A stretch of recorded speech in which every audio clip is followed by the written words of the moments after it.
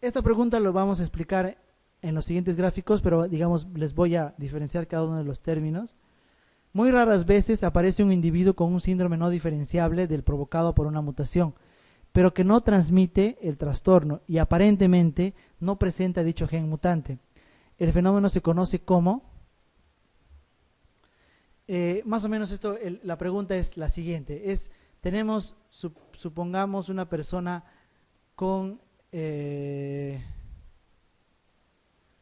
apariencia del síndrome Marfan, ¿sí? Tiene una apariencia del síndrome Marfan, es alto, tiene las manos largas, el pectus excavatum, tiene la cara larga, tiene incluso probablemente una malformación cardíaca, y digamos, si uno ve las fotografías con síndrome Marfan, dice, esta persona probablemente tenga el síndrome Marfan, ¿no? El síndrome de Marfan se ve por una mutación específica que el gen se llama fibrilina, pero a veces hay algunas personas que tienen este fenotipo, pero que es otro síndrome, ¿sí? Y la mutación está en otro gen. A eso, o sea, al parecerse el mismo fenotipo, se llama fenocopia. ¿Ya? Como cuando vamos a hacer las interconsultas y vemos a o estamos con los residentes durante la consulta, o incluso a los pacientes les digo, o sea, a veces vemos pacientes que tienen todo el fenotipo de una enfermedad determinada, pero hasta que nosotros no comprobemos genéticamente que sea esta enfermedad, o sea, salvo que digamos cumpla todos los criterios clínicos, bueno, ya esta es la enfermedad que digamos se está planteando, ¿no? Pero, por ejemplo, la neurofibromatosis, de todos los casos que se clasificaron en algún momento como neurofibromatosis, la neurofibromatosis es una enfermedad que produce manchas café con leche, neurofibromas a nivel central o periférico, la presencia de nódulos de leche, etcétera, etcétera. El 95% de estos pacientes que fueron clasificados como neurofibromatosis, el 5% son pacientes que tienen otro síndrome que se llama Legius, y que la agresividad, digamos, de este síndrome es mucho menos, ¿no? O sea, no forman neurofibromas y por lo tanto la no formación de neurofibromas tenemos menor riesgo de que estos neurofibromas se vuelvan cancerígenos. Y la neurofibromatosis es una enfermedad también, igual que Marfan, bien frecuente. Entonces, hasta que nosotros no podamos diferenciar o clínicamente, tenemos que hacer el estudio genético. Entonces, esos dos síndromes, por ejemplo, neurofibroma y el síndrome de Legius, en un comienzo pueden ser iguales, ¿no? Tener las manchas de café con leche, las efélides o las pecas en las axilas y en la ingle, pero de repente nada más, no vamos a poder diferenciarlo. Y a eso se llama fenocopia, ¿ok? Porque no presenta dicho gen mutante. Heterogeneidad genética quiere decir, igual lo vamos a mostrar en una figura, quiere decir que nosotros tenemos, supongamos, una determinada enfermedad como la osteogénesis imperfecta, pero la osteogénesis imperfecta puede estar producida por la mutación de cualquiera de, más o menos son 4 o 5 genes diferentes, ¿no? O sea, cualquiera de estos genes puede producir osteogénesis imperfecta. La heterogeneidad alélica quiere decir que la mutación que existe en un gen determinado no necesariamente tiene que ser en el mismo punto, ¿sí? No necesariamente tiene que ser en el mismo punto. O sea, si nos venimos acá, alélica, ¿no? O sea, supongamos que una enfermedad recesiva, o sea, vamos a ver qué es recesiva, en la que los dos alelos estén mutados, ya estos van a ser mutaciones y van a producir enfermedad, tienen que estar presentes, ¿no? Entonces, pero esos dos alelos son diferentes, la mutación no está en el mismo lugar, están en diferentes lugares. Entonces, esta es una heterogeneidad alélica, o sea, y cuando es, vamos a decir, es homogeneidad o es homocigoto, quiere decir que los dos son iguales, ¿no?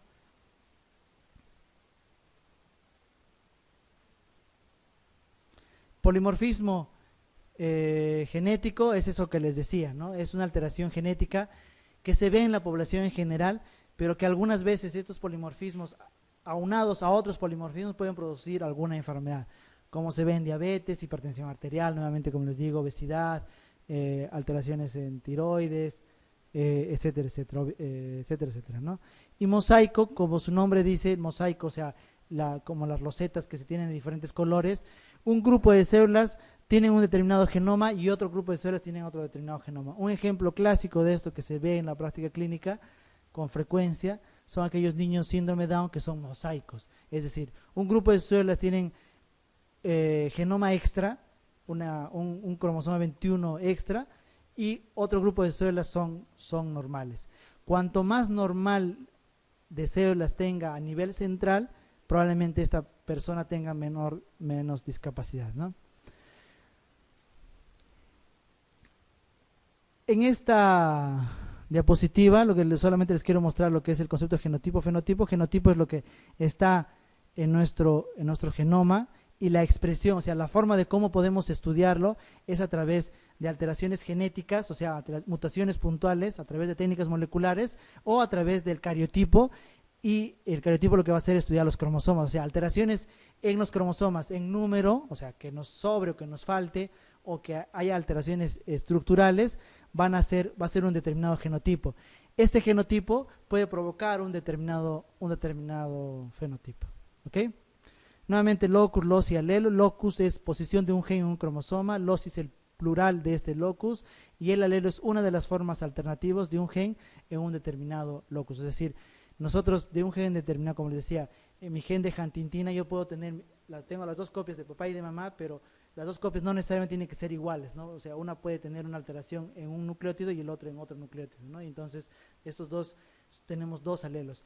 La colega puede tener dos alelos, pero que totalmente sean diferentes a los míos, ¿no? O sea, que la secuencia de ADN sea diferente a la que yo tenga en ese gen. A eso se llama alelos, ¿no? Entonces, en dos personas pueden haber hasta 4 locus, en una población puede haber 10, 15, 20 alelos, puede ser muy variable dependiendo de que si este gen es un gen que, digamos, ha mutado, digamos, con mayor frecuencia, y dependiendo de que si este gen también es más antiguo.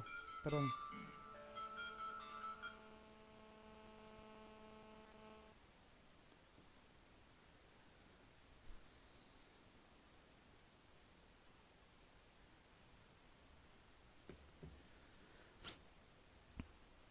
Les decía que los genes, entonces, o el cistrón tiene una parte, tiene intrones y tiene exones, ¿sí? Como se ve acá en la figura.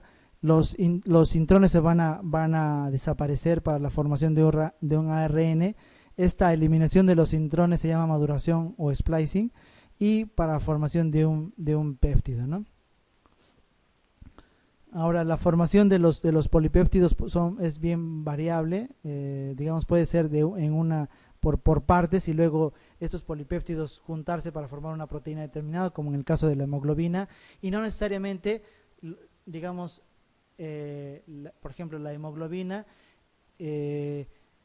los genes que producen la hemoglobina no están ubicados en un solo cromosoma, ¿no? Están ubicados en diferentes, o mejor dicho, están ubicados en diferentes cromosomas. Esto es lo que les decía, cómo hay una modificación para que un gen determinado inicie la transcripción, o sea, inicie la formación de ARN, y este ARN forme un polipéptido. Entonces, no todas las proteínas que tenemos en cada una de nuestras células se van a formar, y esto es lógico, ¿no? O sea, en el sistema nervioso central se va a formar los neurotransmisores. Para los músculos es necesario digamos, un citoesqueleto un poco más organizado, etcétera, ¿no? Entonces, para que haya esta expresión, digamos, segmental o por sistemas, existe una serie de mecanismos que van a hacer de que, nuevamente, como les decía, este gen esté en on o esté en off. Y existen hormonas, factores de transcripción, proteínas de unión a TATA, etcétera, esta TATA es una secuencia específica del ADN, o sea, timina, adenina, que proteínas específicas ahí, con la presencia de factores de transcripción, hace de que recién se inicie la transcripción, ¿no? Entonces, estos procesos son, dependiendo de cada gen, son variables y algunas veces complejos. El ADN, nuevamente ARN, la ruptura de estos intrones, lo que se llama el splicing, la formación del péptido y la formación de esta proteína o este heterodímero, ¿no? Como les decía, muchos de las proteínas provienen de diferentes genes, ¿no? Y estos genes no necesariamente tienen que estar ubicados en el mismo cromosoma. Esta figura además que les traigo es para que se acuerden lo que son los términos de transcripción, traducción. La transcripción es de ADN a ARN y la traducción es de ARN a péptido, ¿no? O sea, ¿por qué, digamos, cómo acordarnos lo de traducción? Es que el ADN tiene nucleótidos y el ARN también tiene nucleótidos, ¿no? Entonces, hay un proceso solamente de transcribir la información genética. Pero de ARN a aminoácidos, o sea, la formación de un péptido ya es otro código, ¿no? El aminoácido ya es otro tipo de molécula. Entonces, ese proceso por eso se llama traducción o también le llaman translación, ¿no? de traducción. Ya les había mostrado esto en la figura, homocigoto, heterocigoto. Homocigoto quiere decir que tenemos los dos alelos de un determinado gen que son idénticos, ¿no?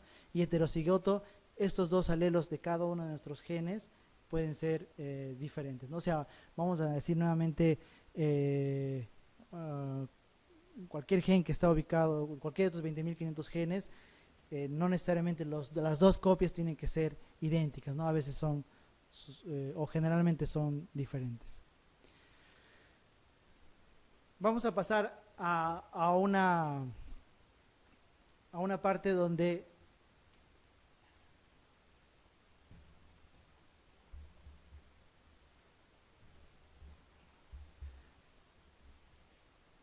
la mayoría de los autores lo clasifican en autosómico dominante, autosómico recesivo, ligado al cromosoma X dominante y ligado al cromosoma X recesivo, ¿no?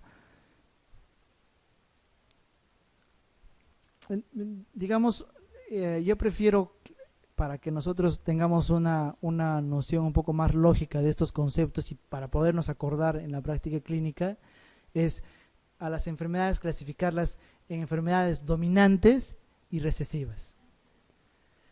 Las enfermedades dominantes son aquellas que basta con la presencia de una mutación en uno de nuestros alelos, es decir, en una de nuestras copias, para que se produzca la enfermedad. Si este gen es muy importante y es de estructura, generalmente, la mutación en uno de ellos va a provocar una enfermedad. Eso se llama, lo vamos a denominar dominante. Y recesivo va a ser aquella enfermedad en la que el gen probablemente se compense, o la proteína, digamos, la expresión de la proteica, se compense con los dos alelos. Es decir, la mutación en uno de ellos no va a provocar la enfermedad. Para que exista la enfermedad va a tener que haber la mutación en los dos alelos. Entonces, las enfermedades dominantes, basta que se mute uno de los alelos, se produce la enfermedad. Y la recesiva, las dos copias o los dos alelos de cada uno de nuestros genes. Ahora, estas enfermedades les vamos a decir si son autosómicas o ligadas al X.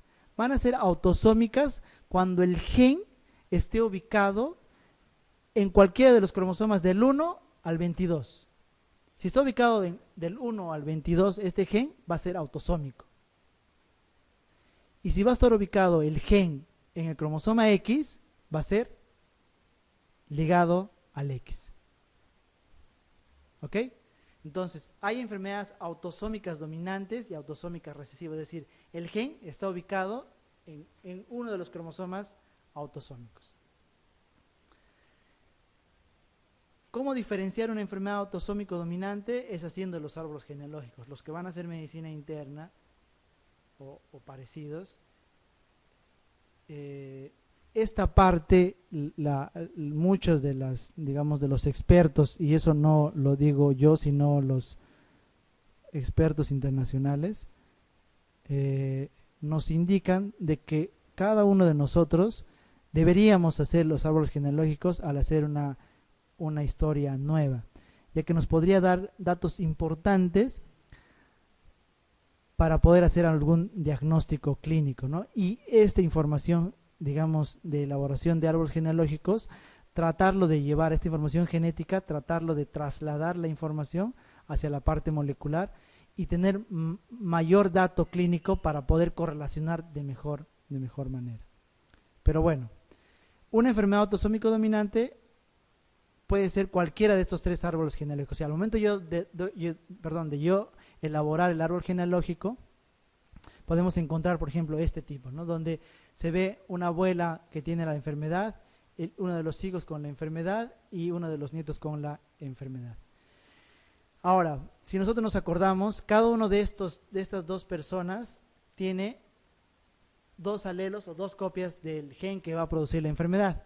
Probablemente esta persona, lo más probable es que sus 2 copias del gen sean normales, porque si tuviera una de las copias anormal tendría la enfermedad. Esta persona, lo más probable es que tenga una de las copias anormal. Al momento de tener niños, o al momento de la fecundación, no entregamos, acuérdense de los gametos, no entregamos las 2 copias, solo entregamos una de las copias. Entonces, en cada gestación podemos entregar, esta persona en cada gestación puede entregar la copia buena o la copia mala. En esta entregó la copia mala, en esta la buena, en esta la buena. ¿Ok? Y en esta persona entregó una copia de su papá, la buena, y entregó una copia mala, la que venía de su abuela. Entonces, los árboles genealógicos en las enfermedades autosómico dominantes son, se ve que la enfermedad se transmite de generación en generación. ¿Ok? Acá igual, de generación en generación. Sin embargo, la mayoría de las enfermedades autosómico dominantes, como la neurofibromatosis, el síndrome Marfan, son mutaciones de novo o mutaciones nuevas. Ahora, autosómico recesivas, ¿qué quiere decir? Que las 2 copias están mutadas de un determinado gen, ¿sí? Y este gen está ubicado en el cromosoma, en un cromosoma autosómico, o sea, del 1 en cualquiera de los autosómicos, ¿no? Del 1 al 22. Y por lo tanto, si las 2 copias están mutadas, casi siempre, excepto algunas cosas raras que existe en la genética, casi siempre los padres son portadores. Porque las mutaciones siempre existen. Entonces, al momento de la formación de estos gametos, puede existir una mutación. Este gameto puede estar mutado en un gen importante, en un gen que va a producir una enfermedad dominante, fecunda y produce la enfermedad, ¿no? Pero para que sea recesivo, tendría que tener mucha mala suerte de que este gameto de mamá y de papá tenga la misma mutación en ese mismo gen y en la producción, digamos, de ese gameto. O sea, tendría que ser mucha mala suerte. Por eso, digamos, eso es, digamos, casi imposible. Por lo tanto, papá y mamá tienen que ser portadores. O sea, una de las copias tiene que tener mutado. O sea, son heterocigotos. O sea, una copia buena y una copia mala. Como tienen la copia buena, está compensando, ¿no? ¿Y qué tipo de enfermedades son? Son aquellas enfermedades principalmente metabólicas, es decir, que van a producir, que van a tener una función en alguna ruta metabólica, la producción de algún aminoácido, de alguna molécula específica, es decir, errores innatos del metabolismo. La mayoría de enfermedades de errores innatos del metabolismo son autosómico recesivas. ¿Cómo yo puedo, digamos, decir si una enfermedad es autosómico recesivo dominante?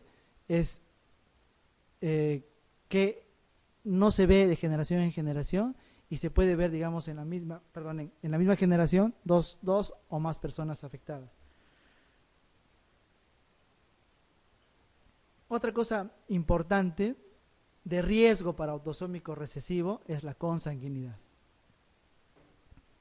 Como médicos, como personas de salud y haber estudiado la parte biológica, solo tenemos que ser los primeros en decirnos y decir a la población y a nuestros familiares en evitar la consanguinidad. Esto es muy frecuente en la práctica clínica y es producto de muchas veces enfermedades, digamos, hasta fatales, ¿no? Y que, digamos, producen mucha discapacidad. ¿Cuál sería la explicación de esto?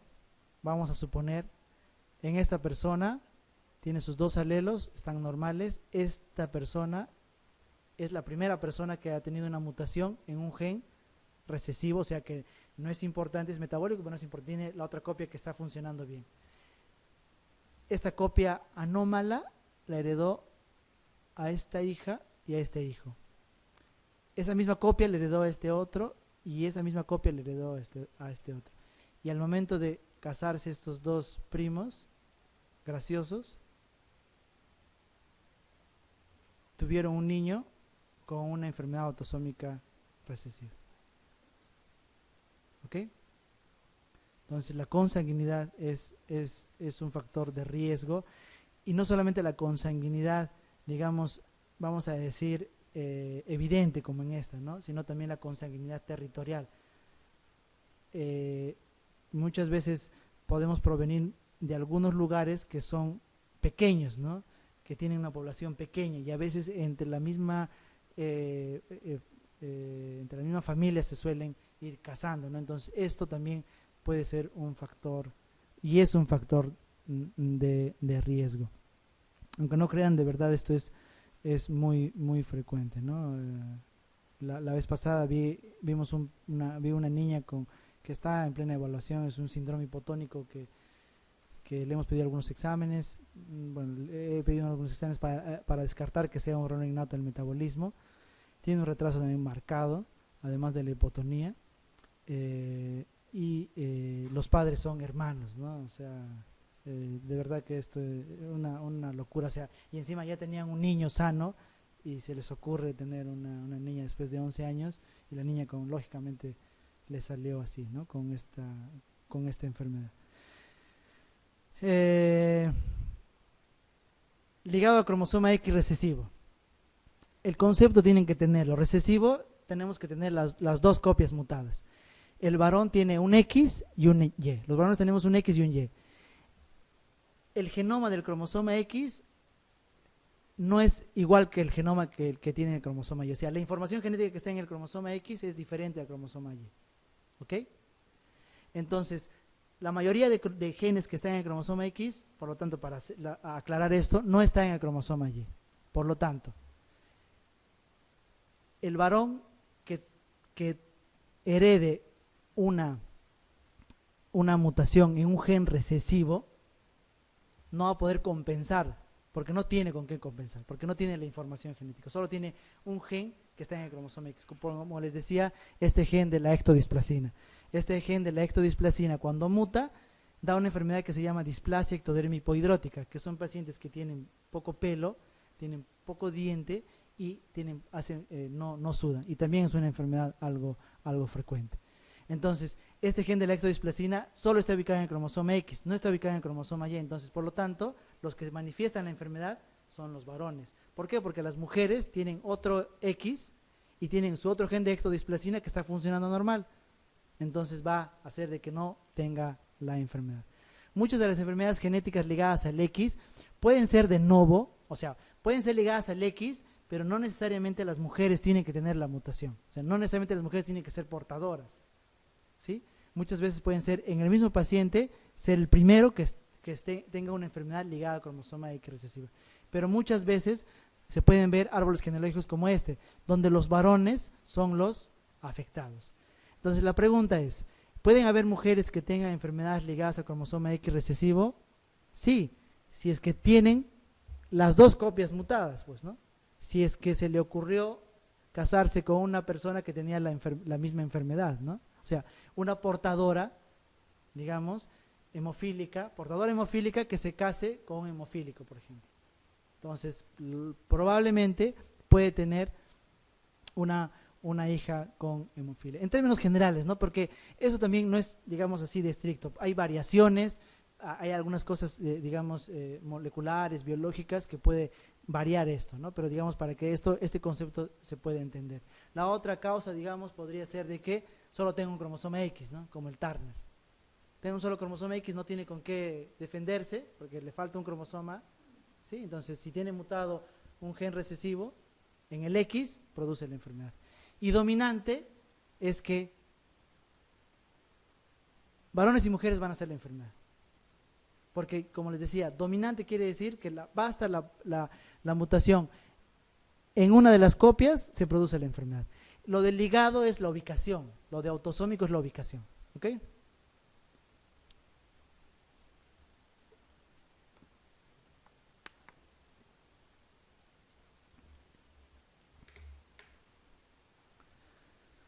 ¿Qué es expresividad? Bueno, es un término que fue introducido ya en el siglo anterior, hace mucho tiempo. Es el grado de expresión fenotípica de un gen o genotipo, ¿no? Tenemos este árbol genealógico donde esto es la expresividad generalmente se ve en enfermedades autosómico dominantes. Estas enfermedades autosómico, en este árbol genealógico, todos, digamos, bueno, han tenido solo un hijo y cada uno de ellos ha heredado el gen mutado, el D, ¿no? La D mayor, ¿sí? Ha ido heredando. Entonces, en esta persona, la manifestación de la enfermedad, de la que, digamos, estamos comentando, cualquier enfermedad dominante que sea, tiene una manifestación severa, ¿no? En esta otra, una manifestación leve y en esta última persona, una manifestación moderada. A esto se denomina expresividad. Y penetrancia significa la frecuencia o la probabilidad de la expresión de un alelo, ¿no? Como el mismo árbol genealógico, todos heredaron el gen anómalo, pero solamente 3 hicieron la expresión clínica. Entonces, hay algunas enfermedades autosómico dominantes que no necesariamente cuando uno tiene el gen mutado va a ser la enfermedad, como por ejemplo la polidactilia. La polidactilia, la presencia de dedos u ortejos de más, es una anomalía que es autosómico dominante y que tiene una penetrancia baja, ¿sí? Y una expresividad también variable, ¿no? ¿Y por qué? Porque pueden haber generaciones, o sea, digamos, puede ser, el abuelo puede tener polidactilia, el hijo no lo tiene y el nieto lo tiene, ¿no? Algunas veces dicen, he escuchado decir, ha saltado la alteración. No es que ha saltado, sino que ha heredado el gen, pero no ha expresado. ¿Y cómo esto se explica? Los genes no actúan individualmente, ¿no? No es un gen, una proteína. Este gen está determinado o está controlado por otros genes. Entonces, el genoma que esté heredando de la otra pareja o del otro progenitor, perdón, puede ser de que proteja y no se exprese la enfermedad. Y esto también se ve en enfermedades multifactoriales. Pleiotropía es un término en que la expresión de un gen con múltiples o parecidas características fenotípicas son no relacionadas. O sea, un determinado gen produce afectación en órgano B, en órgano A, en órgano C o en un órgano D, ¿no? Es la pleiotropía.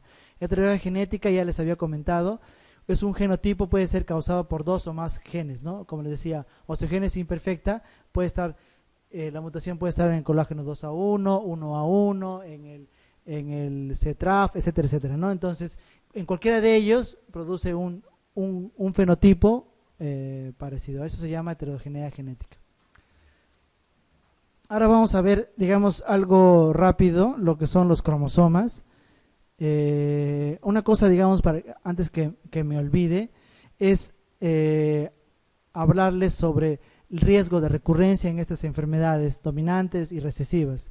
Cuando es dominante, el riesgo de recurrencia es del 50%. O sea, tienen que acordarse el hecho de que tenemos 2 genes, 2 copias de cada uno. Dominante, la presencia de ese gen alterado, uno hace la enfermedad.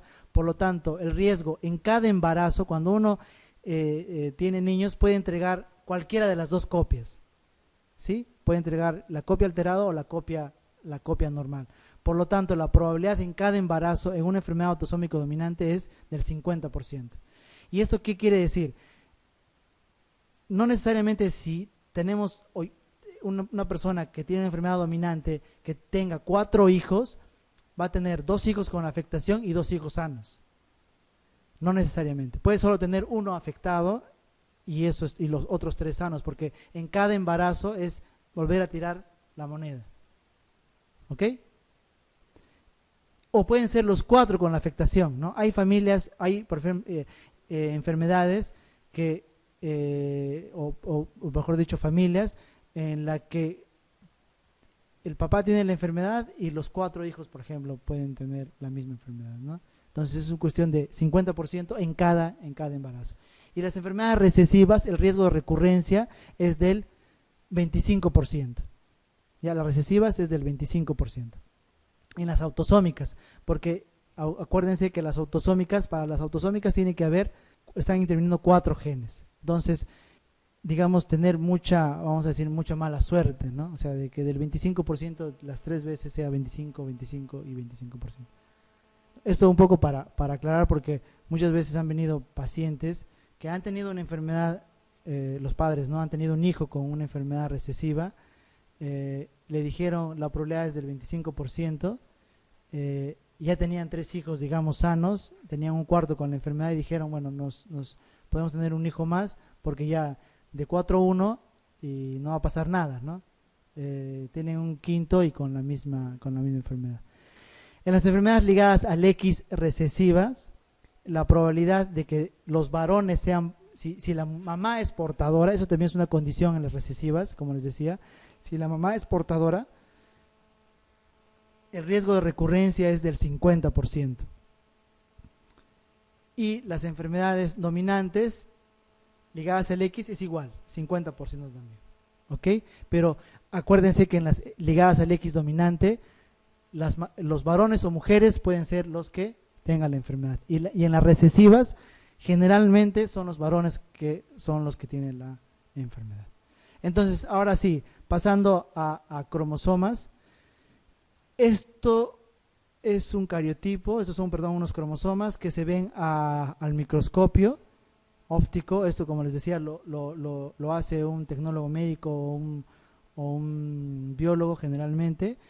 Les mencionaba que los citogenetistas diferencian cada cromosoma según el tamaño, según la ubicación del centrómero y según estas bandas oscuras y estas bandas claras. Por ejemplo, este cromosoma es el número 1, ¿no? Por la ubicación de su centrómero y por las bandas que tienen particulares cada uno de estos. Los tipos de cromosomas pueden ser submetacéntricos, metacéntricos y acrocéntricos. Submetacéntricos quiere decir de que tiene un brazo, mejor dicho, los dos brazos desiguales, no son iguales. Metacéntricos quiere decir que los dos brazos son casi iguales o iguales. Y acrocéntricos quiere decir que les falta uno de los brazos, generalmente el brazo P, ¿no? Lógicamente, o sea, le falta el B y tiene el Q. Este es un gráfico en el que les muestro cómo están los cromosomas en diferentes momentos del ciclo celular. Nuevamente, solo para acordarnos: telómero, el brazo P, centrómero, brazo Q y el otro telómero, ¿no? Tenemos 2 telómeros. Los telómeros son estructuras que se han determinado, que se ha visto que son importantes para el ciclo, para el envejecimiento de cada una de las células, ¿no? O sea, las telomerasas son que son los que a medida que va pasando el tiempo, estos telómeros van disminuyendo de tamaño, ¿no? Y a medida que va disminuyendo el tamaño, estos son, digamos, es un tipo de reloj biológico. Estos son las distintas fases de la mitosis. Esto es una célula normal, está el núcleo, bueno, se va a formar los cromosomas. O sea, ¿qué quiere decir? Que los cromosomas no se ven en todos los estadios, ¿no? Solamente se ve durante el periodo de división celular, ya sea esta división celular mitótica, o sea, o mejor dicho, en la división meiótica. Y de una célula normal van a formar dos células hijas, ¿no? O sea, y que tiene 46 cromosomas, y esas 2 células hijas, cada una tiene 46 cromosomas. A diferencia de la meiosis, que la división es reduccional, ¿no? De 46 cromosomas va a formar 2 células que son, o 4 células, perdón, que tienen 23 cromosomas. Esto, digamos, es el gráfico que les, un poco con detalle para ver lo que es la recombinación. Como les decía, este es un cromosoma, vamos a suponer, materno, y este es un cromosoma paterno, y va a haber un intercambio genético, y al final cada uno de estos va a tener, este cromosoma va a tener información genética del abuelo y de la abuela y viceversa, ¿no?